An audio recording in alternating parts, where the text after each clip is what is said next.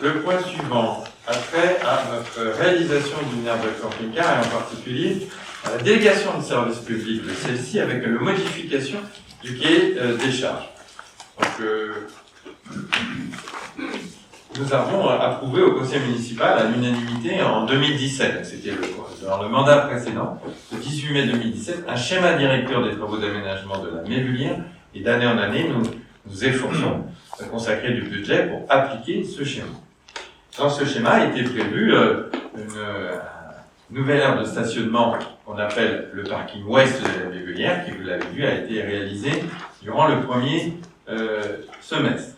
Et sur cette aire de stationnement, il y a 40 places de stationnement, dont 8 prévues pour accueillir une aire de camping-car. La mairie n'a pas ni les compétences ni le temps pour pouvoir assumer cette gestion, quand même particulière.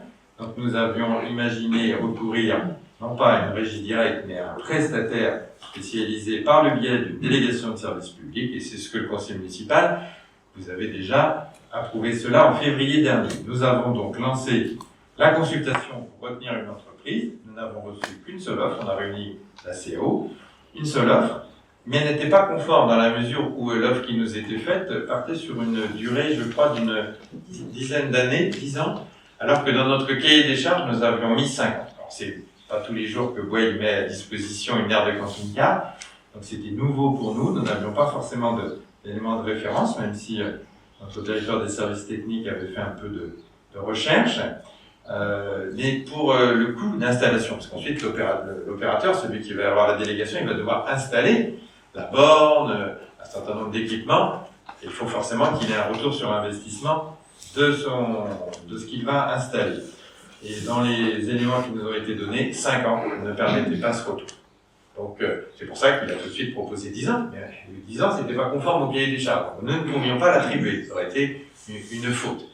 Donc nous repartons, nous avons déclaré infructueux, mais nous modifions le cahier des charges, c'est l'objet de cette délibération, d'approuver les mêmes caractéristiques de prestation que la dernière fois, mais de fixer la durée de convention. On a mis 7 à 10 ans, parce que dans les calculs qu'on a pu faire, nous on voit que sur 7 ans, la rentabilité de l'investissement serait atteinte. Alors forcément, l'opérateur, lui, va essayer d'en avoir un petit peu plus, mais on ne veut pas se retrouver coincé, parce qu'il pourrait y avoir 2 ou 3 offres, donc autant choisir celle qui sera la plus intéressante pour la commune, et donc nous proposons de fixer la durée soit à 7, soit à 10.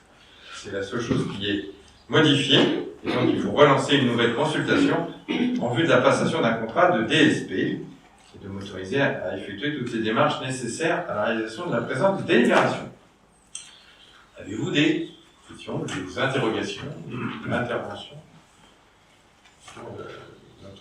Chaque groupe était représenté dans la CO, donc tout ceci a été présenté. Je mets aux voix qui s'abstient, qui vote contre, adopté à l'unanimité. Donc on va relancer dès la semaine prochaine, je pense, cette DSP avec cette nouvelle clause.